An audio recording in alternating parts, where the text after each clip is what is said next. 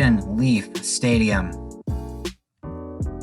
Naruto turned to face Gaara, his sand gourd practically shaking.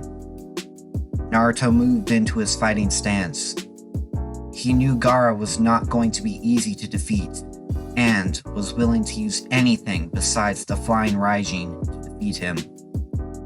Gaara was trembling with the need for bloodshed. His sand was already flying towards Naruto as the match began. Lowered his gravity seals from 12 to 8 before disappearing. The sand crashed into the ground in the spot the blonde once stood. Gaara whipped around to see Naruto, shuriken flying at him with deadly accuracy. Gaara simply stared as the sand easily blocked them. The sand appears to not be controlled directly. I heard rumors that Gaara's sand was called the ultimate defense. He must not need to focus on using his sand for defense and let Shukaku do it instead. Naruto continued to dodge the sand, searching for any weaknesses. As expected, Gaara's defense was formidable. Every wave of kunai and shuriken were blocked without fail. Throughout the onslaught, the red-head Jinchuriki kept an indifferent expression. His arms crossed in front of him.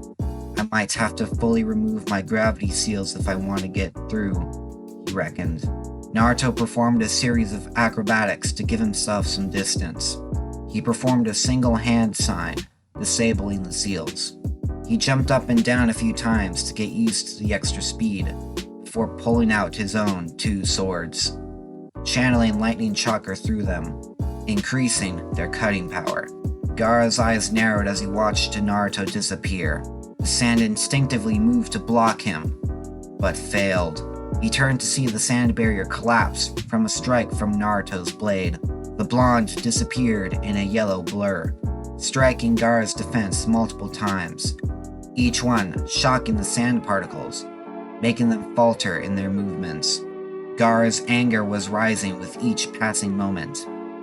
He had yet to land a blow, while the Uzumaki was slowly proving his ultimate defense was not as strong as he once thought. Naruto flashed in front of Gaara, his sword sparkling a bright blue. Gaara's eyes widened when the blades were thrust through the wall of sand.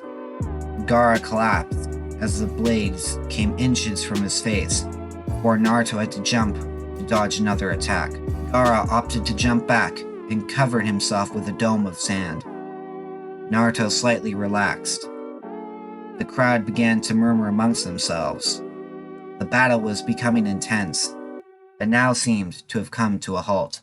From the Hokage booth, Orochimaru was grinning maniacally behind the Kazekage's mask. The Uzumaki brat would soon be as fast as his father once was. Lord Hokage, Lord Kazekage. Jiraiya interrupted his thoughts. Although I would love to continue watching my student, I have to get going. I have a mission of utmost importance. I will take my leave. Jiraiya bowed before leaving the two, a small smirk on his face. I have some last-minute things to prepare before the invasion starts. Naruto waited impatiently while Gaara watched him through his eye made of sand that hovered overhead. Gaara had yet to emerge from his dome and showed no signs of coming out. Despite being mentally unstable, Gaara was aware that the Sand's invasion required him to wreak havoc upon the village, and he needed to conserve his power until then. Although the driving reason he listened was because he wanted to kill the innocent civilians. The tailed beast inside of him, on the other hand, was raging at him, telling him to kill the blonde brat and his 9-tailed brother. But Gaara had at least some resistance to Shukaku's voice, and remained inside the dome. His eyes twitched slightly when the sound of chirping birds came to his ears. His third eye watched as the sword sparkled with even more lightning. From his position, Kakashi beamed proudly as he watched his sensei's son use his Chidori combined with his blades. Naruto sent his second sword back in its seal. He took a few steps back and brought the handle beside his head. his other hand resting on the back. He focused his senses and pinpointed the area he wished to strike. He dashed at the sand with all the speed he could muster and thrust the blue blade through the dome. The crowd was quiet until a wretched scream filled the stadium. "Blood! It's my blood!" Gaara, from inside the sand, held his chest, a red liquid soaking the clothes around his wound from the tip of Naruto's sword. His screams sent chills down the spines of everyone. Even Orochimaru was a little startled. "Move out of the way, kid," Kurama shouted. "He is about to transform." Naruto immediately withdrew his sword and ran as fast as he could. He managed to get out of range before an explosion of sand erupted from Gaara's position. He turned back to see the sand shifting around Gaara. His gourd had fused to his body, creating a large hand and tail with blue markings. The right side of his face transformed into the form of Shukaku. His eye was now black, with a yellow orb with a cross pattern in the middle. "He has entered partial transformation," Kurama grunted. "His seal makes it so that if he falls asleep, Shukaku will fully emerge. You should make sure he doesn't enter his final form." Naruto nodded, looking up at the sound of an explosion. He felt a genjutsu being cast and brushed it off quickly. Off in the distance, large snakes crashed through the walls of the Leaf Village. The invasion had begun. The citizens in the stands fell into slumber from the genjutsu. The disguised Sand and Sound Ninja revealed themselves and began attacking the Leaf Ninja. The shinobi sprang into action, with the genin being thoroughly confused. "What is going on?" Kiba demanded. "Sorry we had to keep this from you," Kakashi replied as he slashed the throat of an oncoming shinobi. "But the village is now at war with the Sand and Sound." Asuma pulled out his trench knives and thrust it through an enemy. Naruto is taking care of the One-Tails Jinchuriki. "We have seals set up surrounding the school and evacuation shelters. The Jonin and Anbu will protect the village. As genin, it is your job to help the civilians to the shelters." Her and I began casting a large genjutsu on the surrounding enemies. Those who were able to fight against it were quickly dealt with. "Hinata, I am putting you in charge of this squad. Your orders are to get the people in this stadium to safety." Hinata nodded before turning to her comrades, quickly assessing their condition for battle. They all seemed prepared, with the only exception being Lee, who was still supporting himself with a crutch. "Shino, take Ino, Shikamaru, and Choji ahead to lead the civilians away. Kiba, Tenten, Sakura, head to the medical room and get Neji, Sasuke, and Fu. We need all the help we can get. Heal only if necessary. I will follow Shino and his team from behind. Lee, I know you are not in the best condition, but I want you to stay with me. You all have your orders." Shino motioned for his team to follow him as they started breaking the genjutsu cast on the citizens. Sakura, Kiba, Akamaru, and Tenten left for their destination. Lee jumped next to Hinata, a kunai in his free hand. "I will do what I can to keep these people safe. Not doing so would be most unyouthful." Hinata nodded. "Are you able to use your new chakra yet?" "Unfortunately, no. My hope is that this battle will help me unlock it. And if I do not, I will do 1,000 push-ups." Hinata smiled. He was still the same Lee, even in battle. Smoke filled the Hokage booth, making it hard to see the old man, but Naruto knew that Orochimaru must have got to him. He could not worry about that now. Now, he had to suppress Gaara. He made a single shadow clone who dashed towards the corner of the stadium. He glanced to either side, seeing two Jonin running to their positions. Behind Gaara, he could see his master, Jiraiya, arrive on the scene. From his chakra, it was a clone, meaning the real one was either protecting the village or with the Hokage. The two Jonin, Genma and Hayate, arrived at their locations.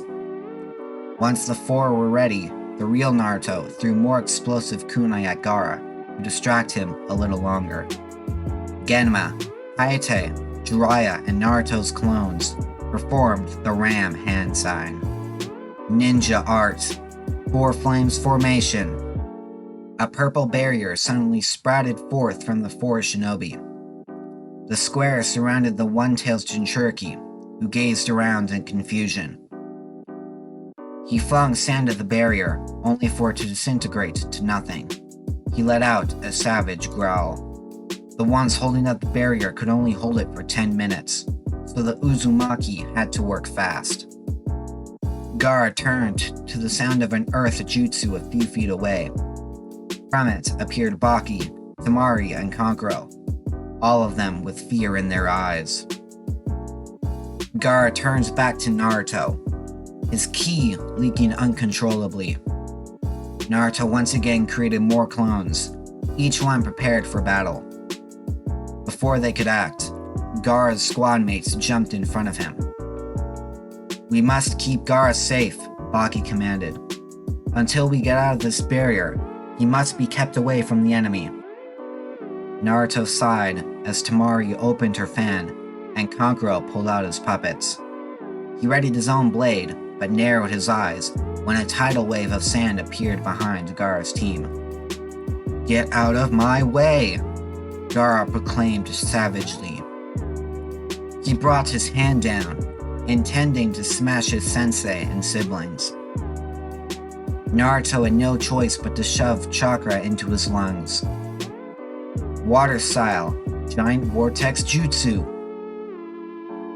Naruto did not have a water affinity, and so he had to use a lot more chakra than normal to use them. This technique was the strongest one he knew. The humongous projectile soared past them, coming into contact with the sand. Sand darkened from the water, harmlessly falling to the ground. The sand shinobi gazed with horror. Gaara, because his sand was now too heavy for him or Shukaku to manipulate. His team, because they realized that their teammate had just attempted to kill them. "Listen up. There is no point defending Gaara. He is stronger than all of you combined. Not to mention that he doesn't particularly care if you're on the same side right now." The shinobi fell to the ground unconscious, from a swift chop to the neck by Naruto's clones, before being carried to the other side of the barrier. Naruto ducked a blow from Gaara by his sand-encased arm. He swung his sword, catching it in the sand. The sound around his body is tougher than normal. Naruto wrenched the sword away, avoiding a swipe from Gaara's tail. He swiftly reached into his pouch and pulled out a scroll. After jumping away, he opened it to reveal a storage seal. He sent chakra into the seal, pulling out a large stack of tags attached to a single kunai. He dodged another attack from Gaara's tail, performing a flip in midair, landing behind the Jinchuriki. As he landed, he stabbed the kunai into the spot where the tail connected to his body. He dashed away just in time, because the tags soon exploded in a brilliant display of light. Naruto smirked when he realized the spot he hit was a weak point in Gaara's armor. His smirk vanished when smoke filled the barrier. Once it had dissipated, a large being made of sand towered over them, almost reaching the ceiling of the barrier. Atop the giant, the torso of Gaara limply hung from its head. His legs were submerged in the sand. The partially transformed side of his body had returned to normal. Gaara slowly brought his hands together in a ram sign. Kurama immediately started yelling at his jailer to stop the redhead. "Play Possum Jutsu." Gaara's black, ringed eyes closed and stayed closed for the first time in years. The giant sand beast that Gaara was atop opened its eyes before letting out a maniacal laugh. Well, would you look at that? The kid finally fell asleep. Now I can roam free. Kurama immediately recognized the voice as his one-tailed brother. It's Shukaku. Naruto grimaced from the loud voice. If I wake him up, Shukaku will recede back into his seal? Kurama grunted in return. Naruto sent Chidori to his sword and Chakra to his feet. He jumped so that he was level with Shukaku's face. Oh, it is a fox's brat. Perfect. Naruto threw his sword so that it landed beside Gaara's body, shocking him, but not awakening him. Kid! Naruto landed on top of Shukaku, looking down past the barrier at Genma. We cannot hold the barrier any longer. Naruto cursed himself. He should have been faster, but there was no time to worry about that. His and Jiraiya's clones popped out of chakra, while Genma and Hayate collapsed. Two other Jonin, who were still fighting in the stadium, jumped down and grabbed them. Once the barrier had disappeared, Shukaku let out a howl before doing a massive jump that brought him to a nearby forest, which was flattened by the beast. Naruto jumped off Shukaku in time to dodge his tail, letting it smack his own head instead. I guess I'll have to pull out my summon, Naruto thought. I just need him to hold off Shukaku for a few seconds. As he fell, Naruto bit his thumb, drawing blood. He swiped the blood on his palm and flashed through the necessary hand signs before slamming his hand onto the tree branch he landed on. Summoning Jutsu! A cloud of smoke surrounded Naruto, blocking Shukaku's view of the blonde. Once the smoke had disappeared, Naruto stood atop a giant toad, wearing a blue cloak that rivaled Shukaku in height. The rusty red toad turned his head from side to side, surveying the land with his orange gaze. Well, this is a fine mess you summoned me to, Uzumaki brat, Kamabunta stated.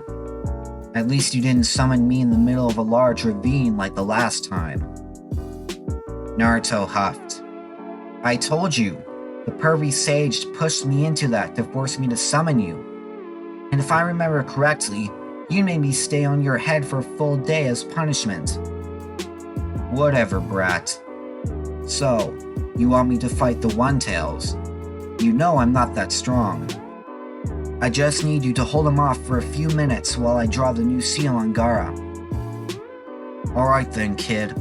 I will hold him off for you, but in exchange, you better make sure Jiraiya gets me some good booze. Naruto grinned. Of course. He created a shadow clone that remained on Gamabunta's head, while the real Naruto jumped to the ground. The toad revealed his Tanto blade, prepared to fight. Shukaku let out a crazy laugh. Looks like I get to kill not just my brother, but you as well. The beast brought his arms to his chest, producing a loud boom. He opened his jaws, releasing multiple sharp gusts of air. The air bullets flew towards Gamabunta at incredible speeds. The toad boss sliced the bullet with his Tanto. Moments after, he used his strong legs to propel him directly at Shukaku. He landed inches away, bringing his blade down hard on Shukaku's shoulder. The toad's eyes narrowed, realizing that his blade was being swallowed by the sand beast, preventing him from pulling it away. He reluctantly jumped back, spitting out giant liquid bullets while airborne. Upon impact, Shukaku's body absorbed it quickly.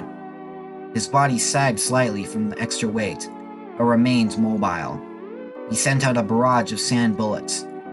Gamabunta was unable to dodge, wincing from each blow. Shukaku cackled crazily before sending a wall of sand ahead of him.